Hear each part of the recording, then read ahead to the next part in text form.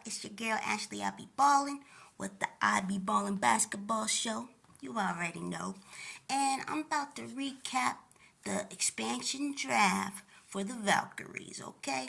They're a new squad, right? And they got to put it together, before free agency in January, And I watched it on ESPN.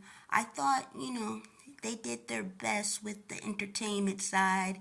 They had E40, the rapper from the Bay Area. Tell me when to go. Tell me when to go. They had Baron Davis, who was a former Warrior player in the NBA.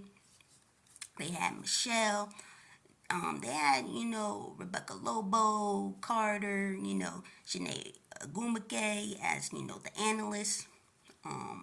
They did do an interview with Natalie Nakase, the new coach of the new Goldenstate Valkyries.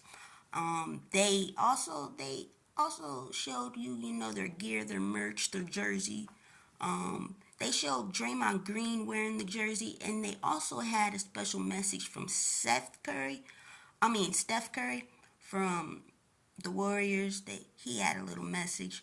I thought all in all, it was a good 30-minute draft. I'm going to talk about all the picks, give you a little bit of information about them. I'm also going to talk about the Seattle Storm, but yeah, it's been 16 years since they did an expansion draft. 2008 when Atlantic Dream arrived. Also, I want to welcome the Toronto Tempo, so we now know their name and their logo. I'm cool with the name, Toronto Tempo. It can stand for a lot of things, the pace of the game, music, but I feel like their logo is similar to the Indiana Pacers logo, so they could have been more creative, and I'm pretty sure they're gonna redo the logo in a couple of years because I thought it could have been way better. So Portland, y'all better do better. Y'all better do better, Portland. But yeah, there's a lot of cities doing a lot of bids. I heard the Cavs, Denver, Philly, South Florida is also put in their bid. My hometown, Milwaukee, they put in a bid, so I'm excited. I heard St. Louis, Kansas City, they trying to get a big bid, so that's awesome. But yeah, so all the teams had to protect, up to 6 players on their roster, right? And the Valkyries could only pick one player that was unrestricted, and unrestricted kind of means like, when you're a free agent, you can go anywhere. And restricted and reserved kind of means you're most likely going to stay with that team, especially if they give you a qualifying offer. If they don't match any team's offer, they'll probably go. One pet peeve before I start is they did not give us a list of the 6 players that were protected, right? So it's hard to judge these picks because we don't know everybody that was available. And I wish they would have did it like the Women's Soccer League, right? The National Women's Soccer League, they put the list out. And I understand that the list, can cause some drama.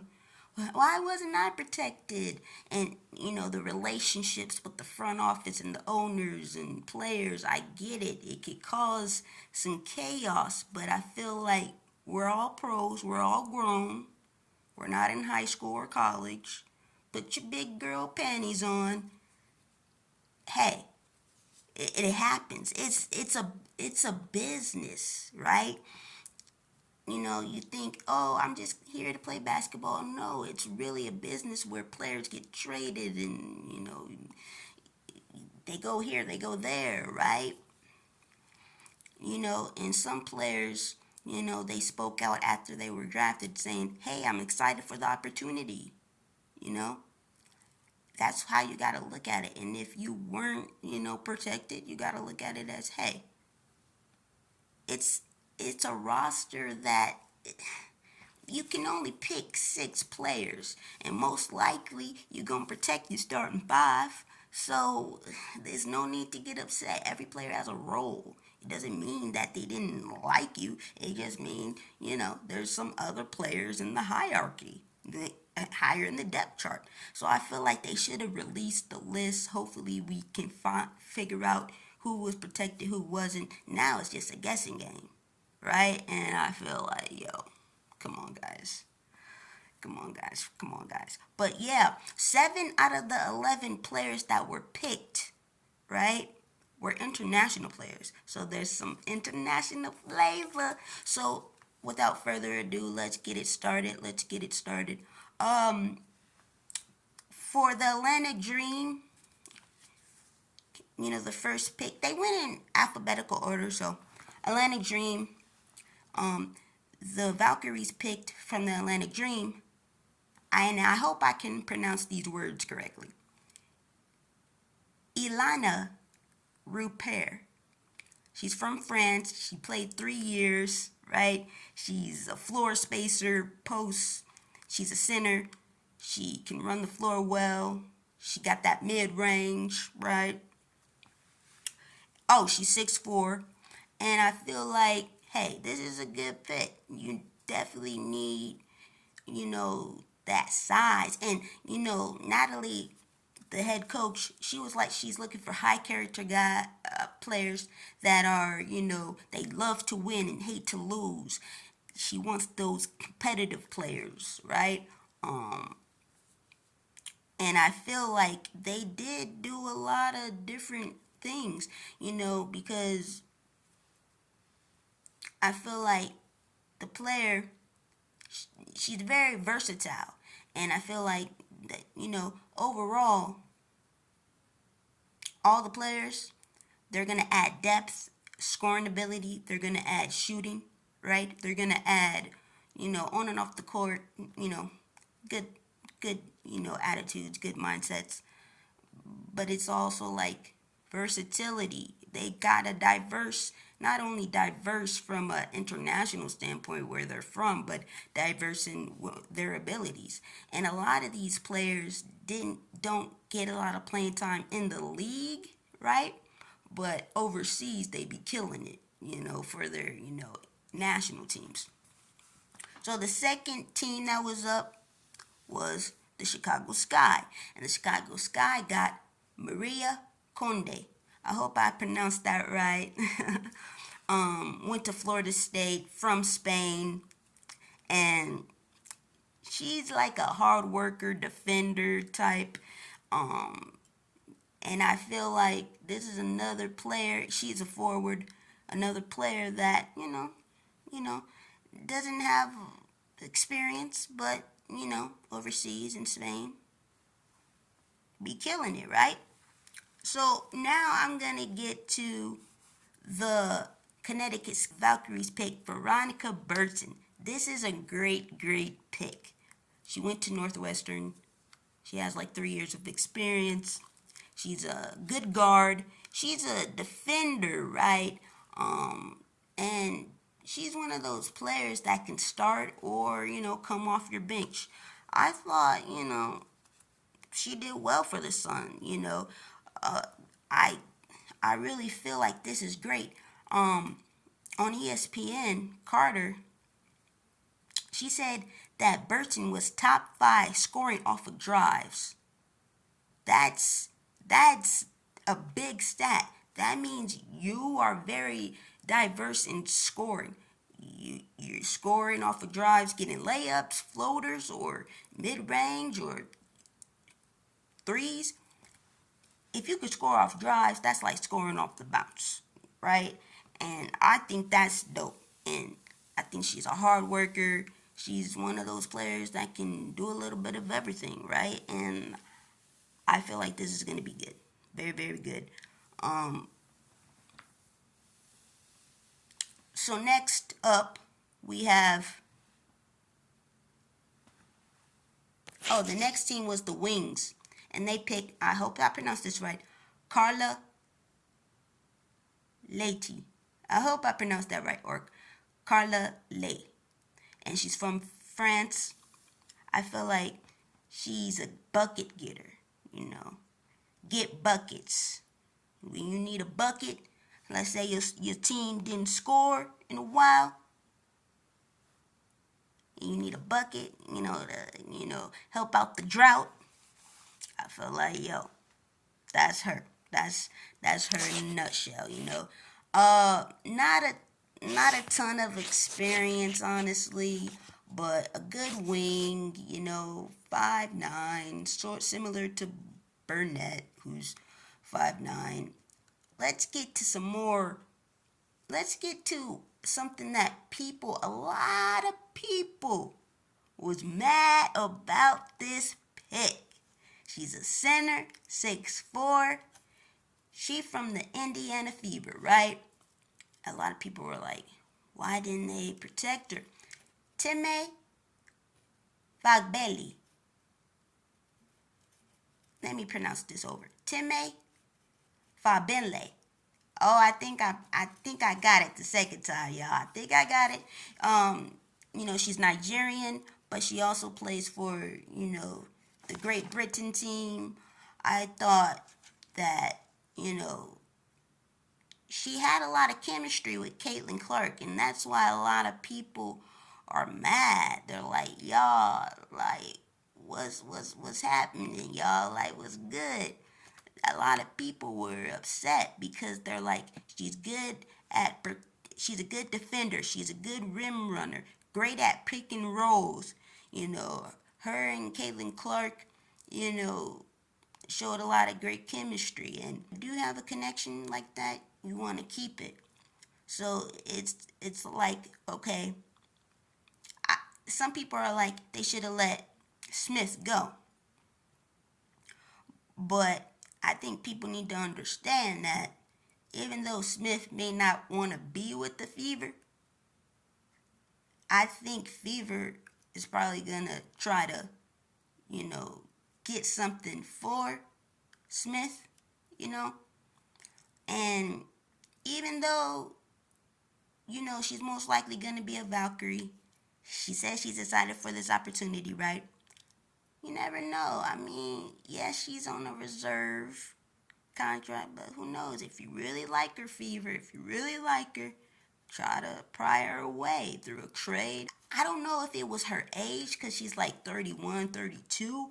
I'm not really sure, but I know that it was like a 6.3 net rating differential, and that's big. And I think after the Olympic break, it was like 14.7 net rating differential, and that's big. That means, hey, when you on the court versus off the court, there's a huge difference, right? And you can't keep everybody. You can only keep 6, right? And some front officers are probably like, man, we don't like expansion drafts because they're taking, good players that we built with, right? So that's the sucky part. But and I know that, I don't know if it was her injuries, because I know she had a lot of injuries. She didn't play a lot. So maybe it was her age or her injuries of why they didn't protect her. That's why we need the list. We need to see who was protected, who wasn't, so we can discuss this more. But next up, that was the next big one that people were talking about was the Aces, right? The Aces next up, and the Valkyries picked Kate Martin. Now, Natalie, right? She was an assistant for the Aces, right? Also the Clippers, I believe. So she's been an assistant for, different teams, NBA, WNBA. So I'm glad that she got her opportunity. But yeah, she probably was like, yo, let's get Kate Martin, because I'm familiar with her and her game. And Kate Martin didn't even play a lot when the Aces got healthy. But when she did, she played good. She's like 38% shooter from the corner threes. I noticed that they picked some players that, are very good at corner threes. And I think like, yo, that's gonna be big. That's gonna be big. They looking for those shooters, and she's a big guard too. Six. If you 6 foot and you a guard, that's good. Cause like sometimes you 6'4" is a big. So but I like her. I like her game, and they actually did an interview with her on the broadcast, and she was saying she's excited, right? And she was talking about having to know Nakase already and what she's working on, her ball handling. And next up, we have the Sparks. They picked forward 6'2" Stephanie Talbot, Australia, and Aussie, Aussie, Aussie, oi, oi, oi. I hope I said that right. But I think they picked a lot of versatile forwards that can play different spots, and I like her. I feel like she's like a 3 and D wing, right? 3 and D wings, you need that. This year she shot 26% from three, but the previous year it was 36, so it was a little slump. So hopefully she could get that up, and the next one is the Lynx. She's from Italy. Cecilia Zandalizini. Zandalizini. She's a 44% three-point shooter, y'all. Hey, if you can shoot that thing and make it rain, yo, make it thunder, make it storm, can get it on target, that's good right there. 44%, that's huge. I don't know if y'all realize, because I feel like the league average is like 36%. Like that. If you want to survive in this league, you at least got to do 35. But 44, that means you an elite shooter. You an elite sniper, a flamethrower. That's huge. Another big name that people was like, what? Liberty, what? Liberty is next, and the Valkyries picked Kayla Thornton. She played at Texas, El Paso, and she just won a championship. She has a ton of experience, so they added championship pedigree, championship experience. That's dope. She's a great, perimeter defender. I think she shot like 35% from three. So she's one of those vets that knows how to, she's probably been through a lot of different positions. She can start, she could come off the bench. She's going to make an impact, right? And you need that in your locker room. You need that on the floor. You need vets like that, yo. And I think she's big on corner threes as well. And the Liberty, they have a lot of players that they needed to protect. I mean, they got Jones, they got Stewie, they got Sabrina, and who knows? Like, did they protect Sabale? Did they? I don't know. That's why we need the list. That's why we need the list. Did they? This is why we need the list, y'all. So we know. And I get it. It's a sticky situation, but these are the pros, right? It's a business, right? And you need it for the fans in general. If you want to grow your league, if you want extra stories and entertainment, that drama, you need, like, don't be so secretive. Just put it out. It's all right. It's been done before. But the next big name from the Mercury, right? The Valkyries picked Monique Billings. She went to UCLA. She's from LA, so she's gonna be familiar with Cali, San Francisco, Golden State, right? She's another one of those players that can do a little bit of everything, can defend. She's unrestricted, so, but the fact that they picked her, I feel like they're gonna bring her back. And I feel like, hey, Billings is probably like, hey, they picked me, so they clearly want me. So even though she's unrestricted and can go anywhere, like, I still feel like, hey, they want you. Monique's like, I want to play. I don't want to go from team to team. You know what I mean? Like, players don't want to go from team to team. You know, they want to, they want to play. So I feel like she's going to stay. New opportunity. She's from LA.